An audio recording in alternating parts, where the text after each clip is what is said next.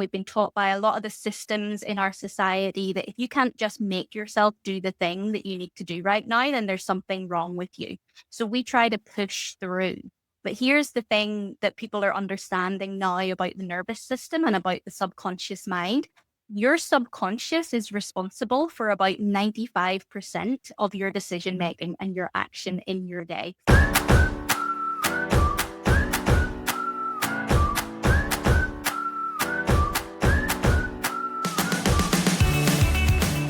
Hey, if you're putting off the exact actions that would grow your business, posting, pitching, raising your rates, following up, this is not a time management issue. There's a good chance your nervous system is interpreting visibility or growth as unsafe. And until you address that, no planner, productivity hack, or a new strategy is going to fix it. Today, we're going to be talking about what it really is happening underneath procrastination and what to do instead. I was going to say under the hood. Our guest today is Sarah Laverty. Now, she helps small businesses understand their nervous system so that they can take aligned action without burning out. That sounds fabulous to me. We are really excited to talk about procrastination today because it's not the reason you're actually avoiding tasks in your business. So, as the queen of procrastinating, I am super excited for this conversation, right? So, what you're saying is this is not a strategy. Procrastination is not a strategy. I don't know. It might be. We're going to find out from Sarah, Yeah, right? But yeah. it's not the reason that you're not accomplishing Yeah, or I love that. avoiding the tasks in your business. And that's really Mhm. what I'm curious about, right? Because I Yeah, always blame it on my procrastination, that last minute follow through. It mhm, always happens in time. But yeah, man, sometimes I put myself under a lot of pressure I to do know. it, right? No, been there, done there. And I'm like, man, if I had just started when I said I wanted to start, I wonder what my creation would have really looked like. But then I'm like, but sometimes I can't create really well without. But again, I'm so fascinated for today's conversation with Sarah because, yeah, I got a lot of nervous in my system. So I really definitely want to discuss what that's causing and what that's doing. You know what I Yeah. mean? So, I Let's bring mean, her. Let's yeah, bring her. let's do. I'm gonna do it right now, Anna. I'm just switching over here. Ready? See. Hi, Hello. Sarah. Hello. Welcome to the show. We're so excited to have you here. Mhm. Would you mind to take a photo? We're going to just do a selfie with our imaginary photographer. And I'm just going to go 1, 2, 3. And however you want to pose, please do on 3, 2, 1. Okay. All right. Let's do this. Anyway, thank you so much, Sarah. And thanks for just listening to all the shenanigans that we were saying before you popped on and the conversation we had with you prior to even hitting record today. So, Anna, let's dig in. Let's ask Sarah our question.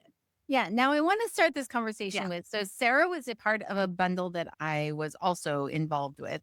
And I Yeah. really love that she talked about procrastination because as a small business owner in my world, that is truly one of those things that is both the thing that keeps me going at the very end to make something happen is when you feel that urgency, but also what a drain on my well being, if I'm going to put it that way.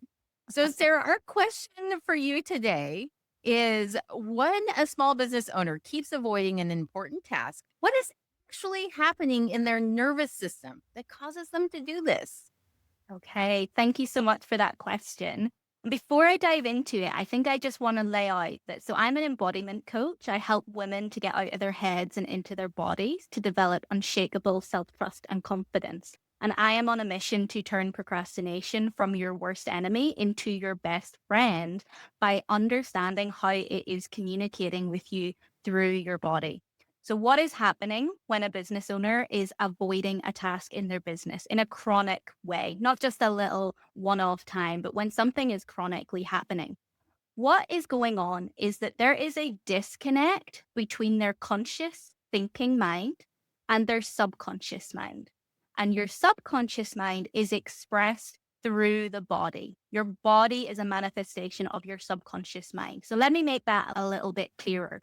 You think in your head, okay, I can't wait. I'm going to start posting on Instagram next week. I'm going to get my strategy out there.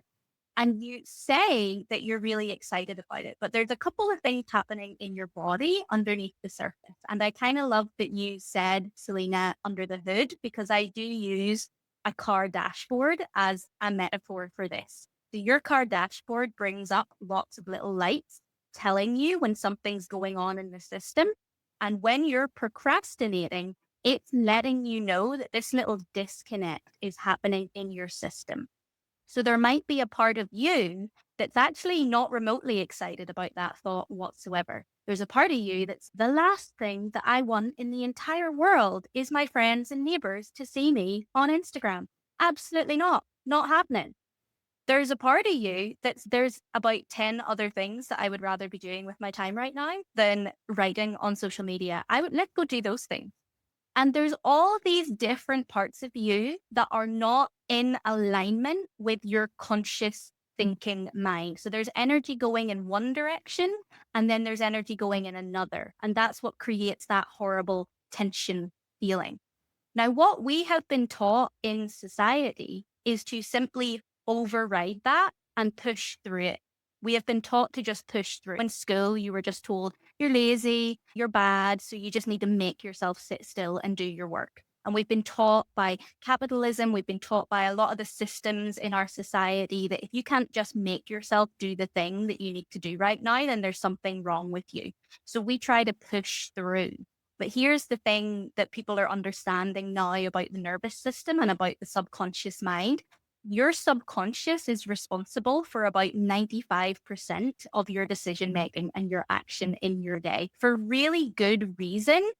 Your subconscious holds all of those automatic responses that you need to be able to get you through your day. Your subconscious is the part of you that if a car cuts out in front of you, it will slam the brakes on before you have time to think about it. So you actually need your subconscious to be really proactive and stepping in to save you and to help you through your day.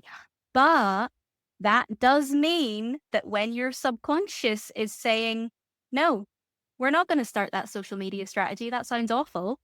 It's going to win in the long run. You might win one time, you might win the second time. You're not going to win on a long term basis.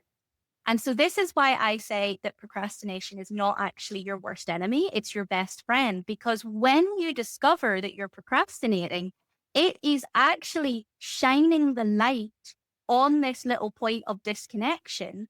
And now that the light is being shone there, you have the opportunity to do something about it. And you can work with what's happening to bring these two parts of you into alignment.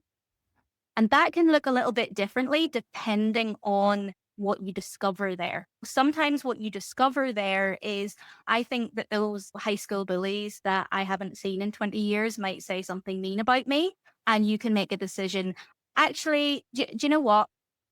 I don't care about that whatsoever. Or I'm even going to proactively block their account. I don't care. You can take a step that actually settles that part of yourself in some way. Or you might discover something there that actually gives you some information that you need to think of. Maybe you've been planning this really hyper intensive, I'm going to post 2 times a day for the next 5 days. And that is just completely overwhelming to your system. It's too much too fast. So instead, you can look and adjust your plans and go, okay, what would actually feel better? Because the feeling is telling you what your subconscious has going on. So what would feel better? Maybe it feels better that I'm just going to post twice this week and see how that goes. And I'm going to build from there. But ultimately, it results in you developing a much more kind and respectful relationship with yourself, which is the foundation that lets you do more of the stuff that you actually want to do in the world.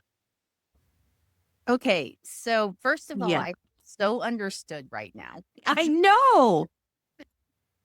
No, and I honestly, when I joke, is it a strategy? You're basically just really identified that, yeah, the procrastination, like you said, just really activates the conscious part to take over the subconscious need to not do something, right? Or just that is really fascinating, Sarah. I feel very enlightened and so many thoughts are going through my head on like every instance that I've had. And then the like where I do feel bad. Oh man, I'm procrastinating. And I really kind of knock on myself. Anna and I were just talking about this the other day.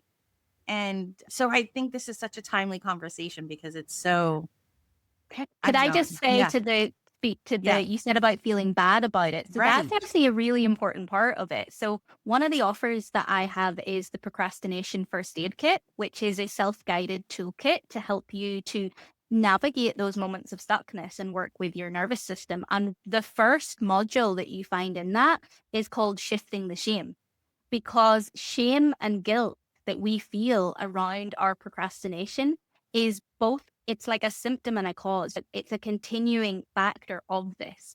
Because, and the training goes into this in way more detail, but when you do feel that shame and that guilt, that is a stressor on the nervous system. And the more that you are experiencing stress in the nervous system, the less access that you have to your conscious thinking mind. Your neocortex energy starts to come away from it. So you actually have your subconscious is driving even more of the show. And so that's why it becomes this horrible cycle. And shifting the shame and the guilt that we feel around our procrastination is the only way that we can actually start to connect with it, to understand it, to listen to it, and to ultimately change the pattern of what's going on. And also, one of the big things is that the reason, a huge driver of that guilt and shame, not the entirety of it, but I would say about 80 to 90% of it has been culturally driven by the Mm, messages we receive about productivity, about what it means to be doing and creating in the yeah. world. A lot of it is not coming from our natural understanding of life. It has been handed to us by a Mm, society that's very disembodied, which means it's very disconnected from what our actual human bodies need to move yeah. through society. Can I ask you this real fast? Do you think if you practice it enough, do you think your subconscious can change so that sometimes you're in a don't do it? Like, can we do it enough times in our conscious mind that it helps our subconscious know, like, hey, this is safe. We know we think you're just trying to protect us from our past behaviors. I'm just curious about that. So making the subconscious conscious is basically the process of how you change. So whenever you discover what's going on in your subconscious, you can start to work with yourself to maneuver what's going on there. And then we create new experiences for ourselves. So I'm trying to think of an example that I can give you around this. Oh, I'll give you a really good one. So, something that I used to feel completely overwhelmed about and I used to procrastinate on continually was money and finances. So, I wasn't necessarily bad with money. I did pay my bills and everything, but I would avoid looking at my bank account. If I had to log into my banking account, my stomach would just churn. It was awful. It just was an unpleasant thing. So, I put it off all the time. Over the last few years, I have shifted my relationship with money, and now my nervous system does not rebel against it. And the reason for that, there's been two things I've done. One, I started learning a lot more about money and finances really gradually. I stopped treating it like something that I couldn't handle. Now, because I became a business owner, I had to do this. Yes, I had to have those moments of being forced. Oh my gosh, I have to do my tax return. I actually have to sit down and do this.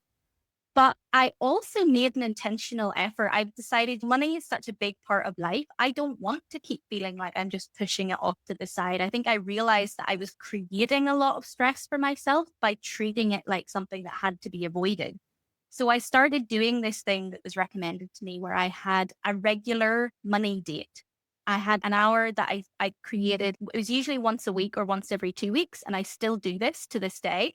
And during that time, I would sit down, I would put some good music on, I would have a nice beverage, and I would spend just 1 hour working on my finances. And the reason the hour was so important, and anyone who's in the nervous system sphere understands what's happening here, it's something called containment.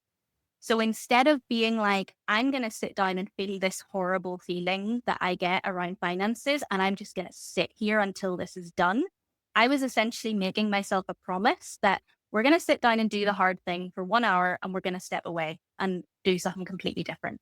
And because I was doing this regularly, it wasn't in a rush. There was no deadline. There was no panic. I, over time, taught myself and taught my nervous system on a deeper level that actually money and finances is safe. We can feel a little uncomfortable, but it's not going to go on for a long time. And this is something that we are able to handle. And do I enjoy sitting down to do my tax return now? No. But do I put it off as much as I would have in the past? No, I don't, because I feel safer and my subconscious feels safer around it. So, Sarah, Yeah. did you know that finances and business finances is a running joke on this show of the thing I hate to do in the entire world. So it truly is like you're speaking to my very soul right now. So I'm going to ask you this question because I think I love what you're saying, right? And I think things like I think about my procrastination with social media. I run a digital marketing agency. I do social media for other people all the time, but it is hard sometimes to do it for myself, right? 50 other things I'd rather be doing than that. But when it comes to those things that cause that deep anxiety, if you find that you can't even face it, you set aside your hour, you don't do it still. You're pushing it off. Like, at what point are you saying to yourself, there's a real problem here, right? Or what do you do at that point? Is there a next that you can put into play? Is there something else? Where do you go? Is this, hey, it's time for therapy, like deep seated, let's have a deep conversation about what is happening in your brain that's causing you to feel this way about this one topic that should be fairly easy, right? Anna's asking for a friend right now, Sarah. I have accounting and taxes. I'm just saying. Yeah. Yeah, it's a really good question. And there's obviously not a hard and fast answer to it. Now, I would say that if somebody is finding that their procrastination is causing them real distress and it's having a really, really tangible negative consequences in their life, like it's genuinely affecting their finances, they're losing lots of money, that's affecting their relationships, different things like that, they should definitely seek out therapy and support because they probably need professional support. There are things when you are dealing with the body, when you're connecting with sensations, you can be in a state where the sensations that you're having to experience are so big that you actually need attunement, like you need another person there to help you through that experience. So if it is having a really big effect on you, you definitely could seek therapy for that. If you're maybe not at the point of distress, but you're like, this is really annoying, I've given this a go on my own, but nothing's really shifting, then coaching can be an option as well. So I wouldn't treat people who are in the category of distress, but I would work with people who are feeling really stuck. They're just not sure where to go. To give you an example, I worked with a wonderful woman last year who was building up to her PhD. So she had been at the point of distress previously. She'd worked with a therapist. She was now at a point of stability. She was feeling okay, but she was like, well, where do I do it? I don't know. How am I going to get this thing in on time? And we worked together over a series of months. We went through the skills because it is a skill. Learning to connect to your body, learning to navigate these sensations is a skill. It's one I'm passionate about because I did not have before I discovered embodiment. I was very anxious. I spent a lot of time in my mind. And the first ever embodiment meditation I did, I realized I have no idea what's happening in my body. So with this client of mine, we work to connect to her body. We work to understand what her subconscious, what her body was looking for, what it was needing of her. She started to do more of this work of finding alignment within herself. And she handed her PhD in 2 days early and was feeling great about the process by the end as well. I feel So like coaching is another option. Yeah. Good job, Sarah. I know. Can I my client? Can I also just say I loved the example that you shared about the money because it's so relatable to many business owners. None of us really love to do the finances, right? Unless that's your thing. But I think you just literally a light bulb, and this is why it is important to find people like Sarah to help you realize. But you just connected some dots for me. You just made it like, oh, I could think about it like going to the dentist. I know that it's not going to last all day. My appointment is just an hour. I hate it. And I'm like, oh, so for finances, for Yeah. me, it just really went, oh, I just have to tolerate it for an Yeah. hour. And you don't have And to, love it, but you do need to listen to yourself enough. Because you know right. what? I don't love brushing my teeth every day, but I do it because I do want good Exactly. oral hygiene. And I Right. don't have, and this is the big thing, I don't have dozens of layers of tension and Yeah. complication around brushing my teeth. Oh, you're not good at brushing your teeth. Yeah. Oh, you're not doing it well enough tonight. I just do it. Yeah. But we usually have a lot of stuff stored up, particularly Yeah. around money. And this is the other thing, our deeper beliefs are held in our subconscious. Therefore, how are they communicating to us? Usually through our feelings. Now, this is a really gradual process. I will Right. say, I will plug it. My procrastination first aid kit is a really good Yeah. introduction to this. It goes into a lot more detail. I take you through diagrams of how the nervous system works. It's got self-guided meditations in there and practices that you can start using yourself on how to do this. And I think it's a Yeah. good way to go a bit deeper into how procrastination is actually showing up in your life, because I've got a lot of journal exercises that you can start doing this. But I do have to emphasize that this embodiment work and the work of being with your nervous system, it is genuinely a skill, which means anyone can learn it, and you're not going to learn it overnight. It's going to Yeah. gradually build up over time, but anyone can learn it. And it's not even really a case of learning it so much as it is unlearning the stuff that's Yeah. made you ignore it. Because if you look at a little kid, they are very in touch with what's going on in their body and what's happening. They have no problem saying, no, don't want that. Yes, do want that. Here's And what, guys. I it's don't. not about it's not about regressing back to Yeah. childhood when we had no control, but it's maybe about integrating a little bit more of that instinct that we had about what was happening in ourselves that Yeah. we have been trained out of ourselves. And I do just want to make this final point. I do a lot of work. I am very explicit in my feminist approach. I think that a lot of what holds women business owners back is the messages of patriarchy. And I'm very forthright in saying patriarchy lives in our body. Patriarchy expresses itself through our body. We talked about visibility. Well, actually, no, let's use money. What does the world say about women and finance? It says they don't belong together. So of course you feel out of your depth. Of course you feel like you don't belong. Of course you feel like you don't really know how to do this. Does that mean it's true? No. But it does mean that you have to work with your nervous system rather than just trying to force yourself and say, just get on with it. No, you're literally moving with a nervous system that has learned to survive by accepting what you're being told.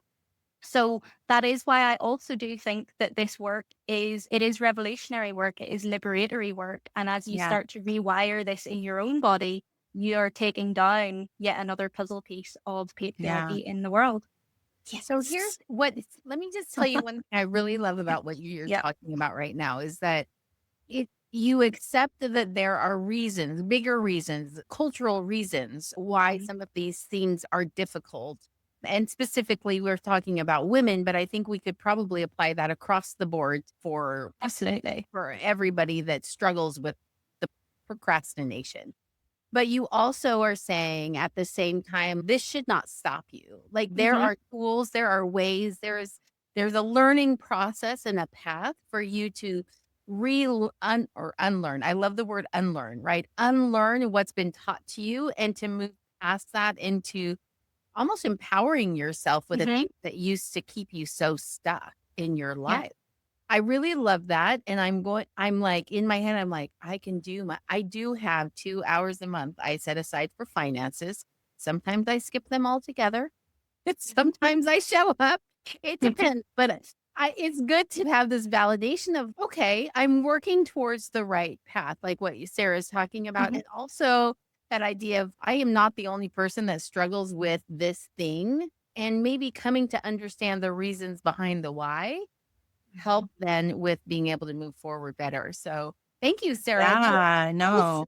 Good conversation. No, it is. Before we slip into or keep it, I want to say a final thought on this too, is I really for me, I think I love just it's really understanding who you are and wanting to understand who you are. Like as you're talking, I really thought of sometimes I just think in our mind it's just this big wide black space sometimes. And then when you want to understand, all of a sudden it lights up and it shows you why something is the way that it is. And I feel like that's what you just said. And yes, just to go a little bit back to patriarchy, Anna and I just had this conversation because she's going to be keynoting in a couple weeks. And right, these are some of the things that also you need to understand.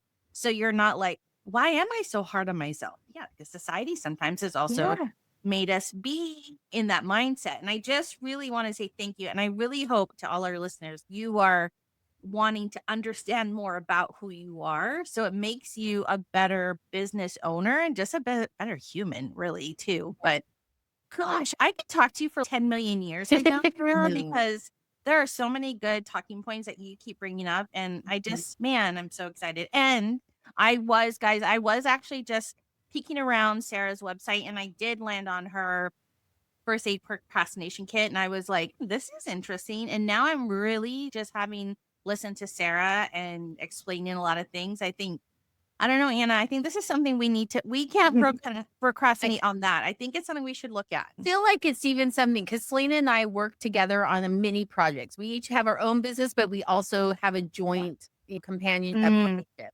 that we work together on. And so I do feel like we should buy this first aid toolkit and work through it with the things that we put off, even as a duo. It could be very interesting. Yeah. Well, if you want a free way, if any listeners want a free way to go just a little deeper, you can take the procrastination archetype quiz. So this is something I've developed just to help you to start seeing procrastination as your friend rather than as your enemy. So it's to reveal what might be driving your procrastination right now. Is it your inner protector? Is it your inner winter? Or is it your inner rebel? And that could be you get a PDF with some thinking points, some journal questions, and a little tiny mini embodiment practice as well. So it gives you a bit of a flavor of what to expect. I know what Anna and I are going to do. And guys, we will make sure to put that link for sure in our show notes so that you head there first. If you, like Sarah said, you need a tester. You guys, we're not even at the keep this tried part yet. This is good stuff. Okay. All right. Look, if I say one more thing or ask one more question, we won't get there yet. So Sarah, I have as an extra bougie kind of girl, I made a quick little segment video that just pops in for a second. So just bear with my shenanigans and it will come right back. Oops. Okay, we're back. I just let Selena do what she wants. She's like, I'm doing this thing. I'm like, go for it. We're going to love it. Awesome. My subconscious and conscious are holding hands saying, yes, do the video, girl. Do you know what I mean? Okay, I'm going to start with keep. So tell everybody what you feel they need to just keep when they are thinking about just regulating this nervous system and understanding themselves. Okay, one thing so I was in preparing this, keep holding dreams that are bigger than you feel able to achieve right now. Because I think that sometimes because we demonize procrastination so much, we're so afraid of it that we actually keep our goals smaller because we know that we're not ready to do them right now. So then we feel like we're procrastinating and then we feel bad about ourselves. But actually, I think we have a really natural maturation process. So let yourself hold the dreams you're not ready for right now.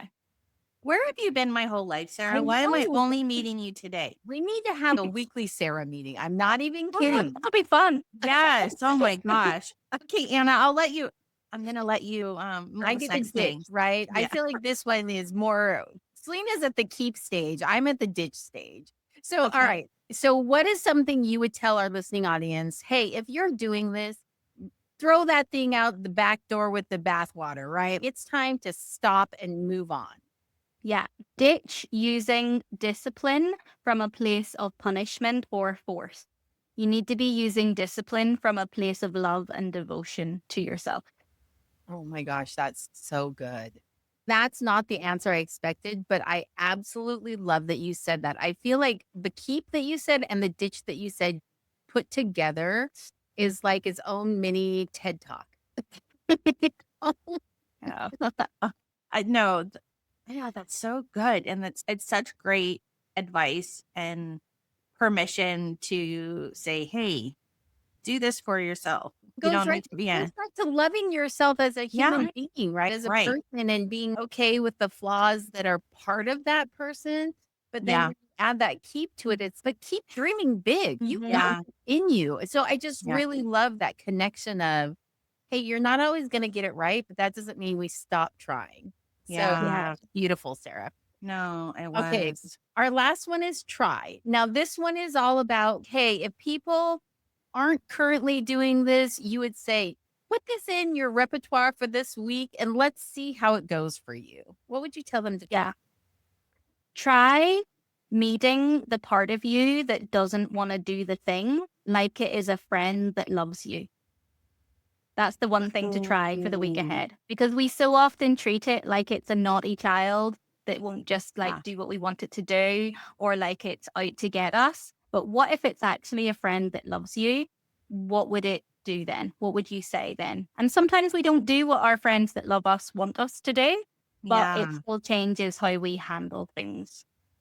I feel like I want to take that person out for coffee and scones and just have a little chat. Scones. Scones Yeah. particularly. Yeah. No, I'm going to be honest with you. I yeah. did this with myself earlier today. So this is True. I do practice this. I Yeah. practice this completely. I live just about really close to the beach and just when from my way home Mm. from work, I went for a little walk on the beach and I just felt into some of the stuff that's going on that I'm resisting, that I'm putting Yeah. off. And when how are you feeling and what's going on for what's happening with this part of me that's resisting. And I'm really practiced now at being in my body so I can feel it, just the little nuances that it, and treating it like it's actually got wisdom, like it's actually got value. And it's Mhm. just a more respectful way to treat ourselves.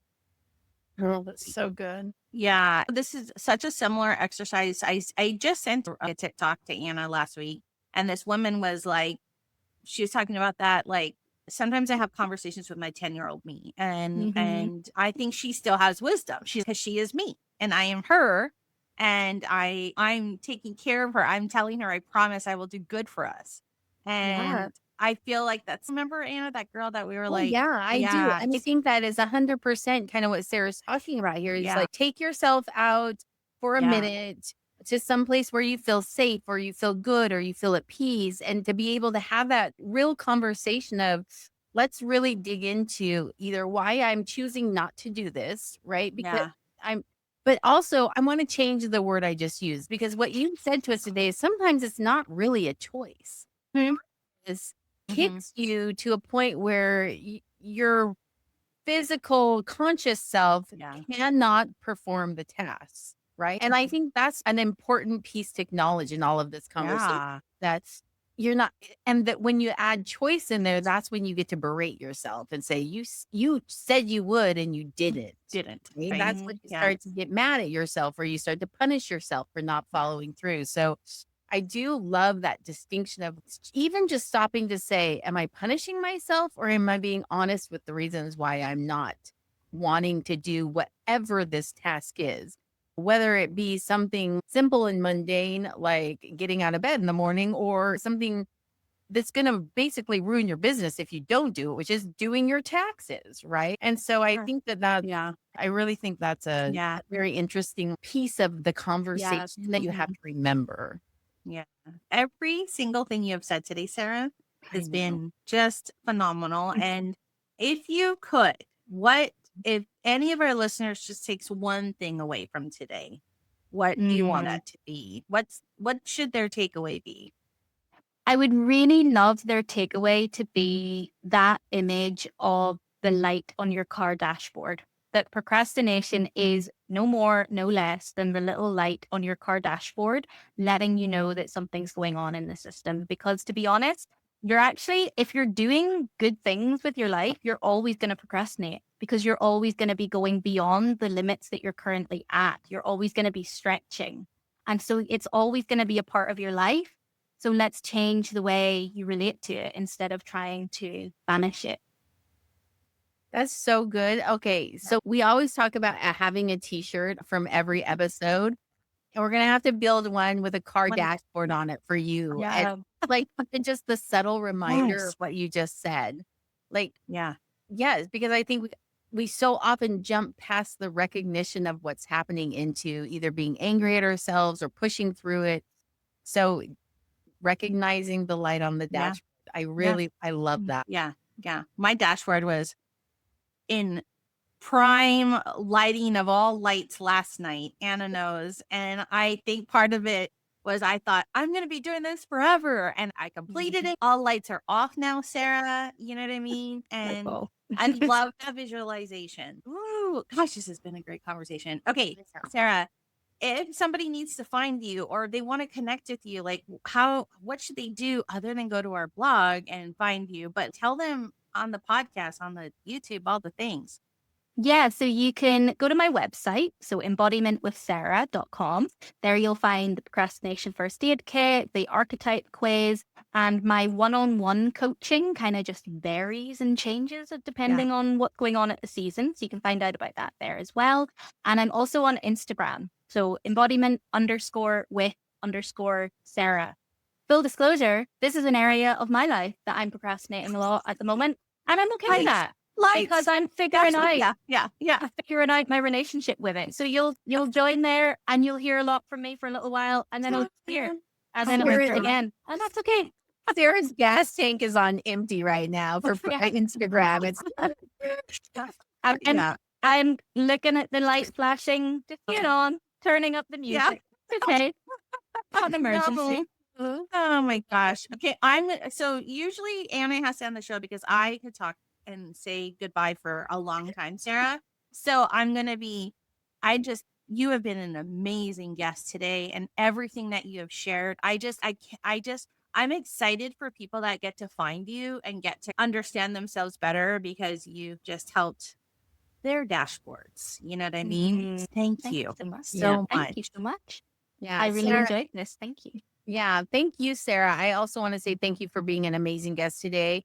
This is called the 15-ish minute business. And we have far exceeded that, but I don't think there was a minute of this conversation I would have taken out. It went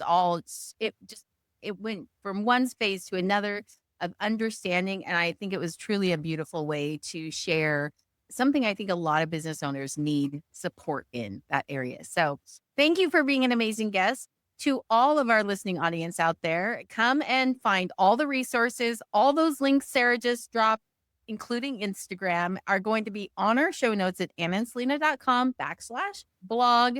And as soon as this episode is out, that blog is available and ready to grab all the things that you want from Sarah and her website and her coaching and all of that. And for those of you that are interested in more of the 15-ish minute podcast, you can find us at annandselena.com. And we look forward to seeing you on the next episode. Thank you. Bye, everybody.